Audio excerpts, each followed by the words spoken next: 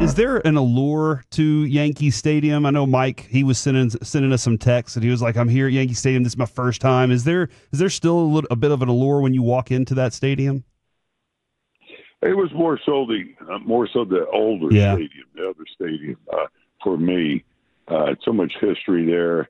I love that facade out in right field that hung over the field a little bit. I mean, this is a nice stadium, and still some of that, but not quite the same.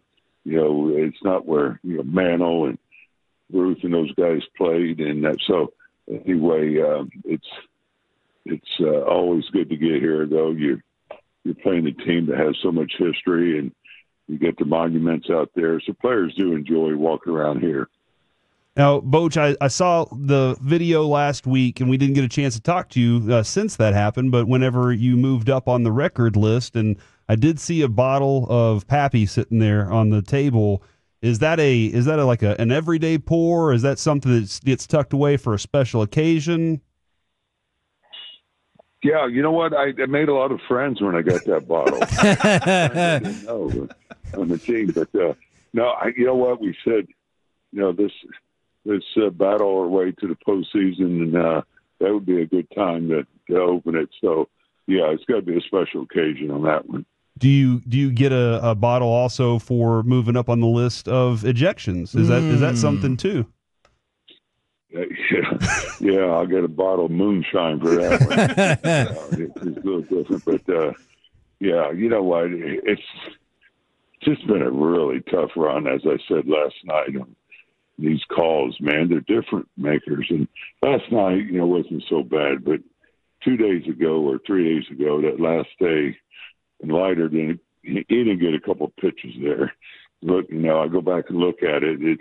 They were strikes, and it changed the game. Now we would have had one out, man on first, and they end up coming back hitting a 3-run homer. So just goes to show you how important calls are. Yep. And that's why I'm so into this challenge. It just makes sense to me. It takes away, that bad call at the worst moment, and so anyway, I'm hoping that they do bring it in next year.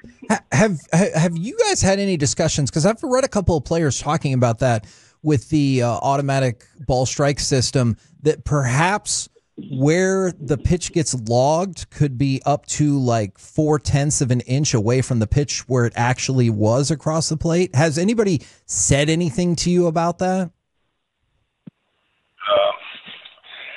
I know there's talk with the players that it's not completely accurate because of what you're saying, but the ABS is, I think, overall can be a little bit more accurate than the human side. We're human. We're going to make errors, or we're going to miss calls and those things. So, yeah, I think it does, give you a better chance of getting that call right, and at least you feel better about it after you challenge it. And if it's that close, it doesn't go your way. Well, that's not why he's put in. It's the call that was off a few inches, or when it really catches the plate good.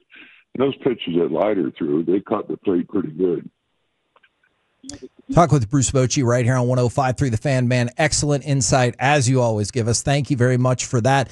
I was curious. I understand the frustrations about that, but in a different way, frustrations have to be there with y'all in terms of runners in scoring position, because y'all created a lot of opportunities yesterday, but just couldn't seem to cash in. Yeah. You get bases loaded. When you're facing a good pitcher, you need to find a way to get those runs in, and couldn't do it. They ended up costing us. But it's not been real good for us this year. I think it's been picking up. I think guys overall have been doing a little better job last 2-3 weeks. But last night it just didn't happen for us. Are you encouraged by the fact that in addition to it picking up, it seems like y'all are creating more chances with runners in scoring position, and just theoretically that should hopefully lead to better results? Yeah. You know what? Last night, I can't say that. Last night, I was talking about this after the game. It just looked like we weren't picking up the ball very well. I mean, we had 9 strikeouts in 4 innings. 5 of them we took. That's unlike us. And so this was a little different. We didn't create a lot of opportunities last night, but when you do, that's when you really got to cash in. Boch, I was watching a little video on Matt Cain's perfect game, and him and Buster Posey were talking about, what the moment was like in that game. And I was kind of curious, a couple different things. One, how many of those kinds of games, no-hitters and perfect games, have you been there to see? And also, is there ever a tell that this guy's going to have something special tonight? Did you know something special was going to happen on that night? Well, I can't say. I knew a perfect game was going to be thrown. Right, yeah. That was on top of his game. And then it's when you get through that 5th inning, I think, where you go, oh, geez, he's got a legitimate shot at this thing. I mean, now you get down to 12 outs. In fact, Leiter, Yep. Yeah. He had a chance at a no-hitter. So, you feel like, hey, this could happen. And the stuff was really good. So, but, the thing about that game, what I found out, and I've been in a few of them. I saw Timmy throw a couple of no-hitters, Sanchez. I saw Heston. He threw a no-hitter. He's a rookie, threw a no-hitter in New York. Wow. But that game, the perfect game, it can bring a club together. Because when you get to the last 3-4 innings, everybody's pulling so hard for the pitcher. They're sitting in the same spot. They're not saying anything. They're nervous as far as making the plays. Nobody wants to make that error. So anyway, it was pretty cool to see how that kind of brought the club together, closer together, and we went on a pretty good run that year. Now, I know you guys, or Major League Baseball in general, has all kinds of advanced statistical metrics. Baseball Savant is adding like swing path, attack angle, attack direction, all kinds of different stuff for hitters. I'm curious, do you ever feel like there can be too much information and data and that it muddles what is most important, or is more information always just a good thing?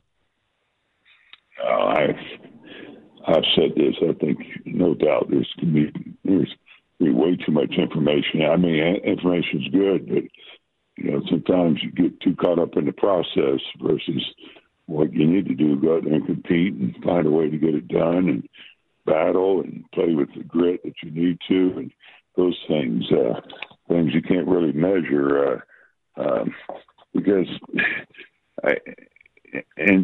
we're really, it's not going to stop because we have so many smart people in the game. They're going to come up with more numbers and stuff, which is fine. And some guys can handle it better, but I think sometimes we do paralyze ourselves with all this information.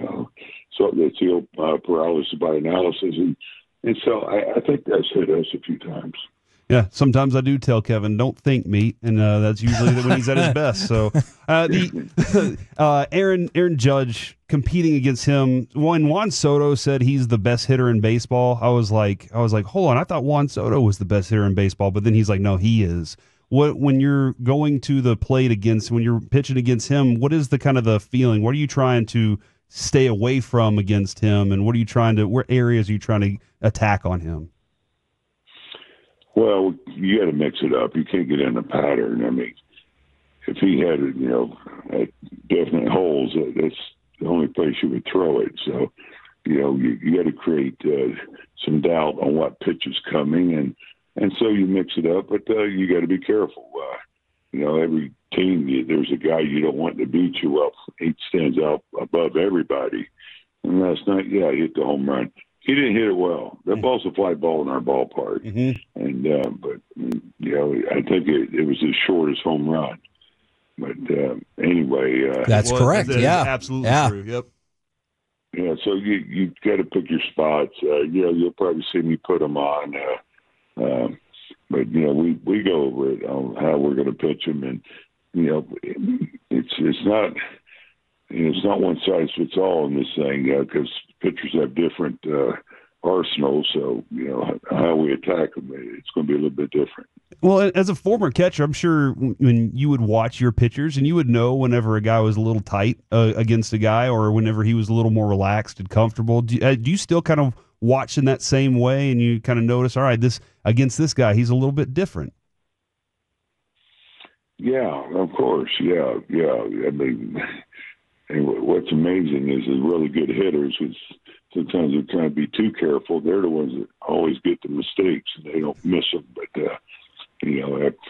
but you got to get the calls. I mean, that's the pitch I got rung on last night. Got thrown out. The judge was up, and that's what I said. I don't care who's hitting or where we're at. A strike's a strike, But it's it's such a small margin of error when you face good hitters like that. I think despite a couple of different disappointing results against Houston, we've all been pleased by the bullpen thus far this year. What kind of anticipation do y'all have for Chris Martin? I know he went on the injured list, but when you see one pitch, got to go back out, that obviously I think makes a lot of fans kind of nervous. Yeah, I mean, we think he's going to be fine. In fact, probably could pitch in 4 or 5 days in that area, but now's the time to, I think, to give him a break. We have rode him pretty good with all the close games we played, and he's done a terrific job. So anyway, we're going to back off and give him his break right now because he's such an important part of our bullpen. And I got to make adjustments down there. He's the guy that uses the stopper and then go back out. Maybe I just got to give him the 1 inning and that's it. But we all know how important that stopper role is. We saw Robertson do it last year. Those guys are invaluable. Come in and get an out, maybe 2, and go back out. But it's some guys it's probably not their time to do it. Chris, is getting a little bit older. Let's be honest, and so it's up to me to try to take better care of him. Well, thank you very much for all the insight and information, as always. We'll catch up with you again next week, and good luck getting these games in and getting some wins. I appreciate it, guys. Always good talking with you. You have a good day. Yes, sir.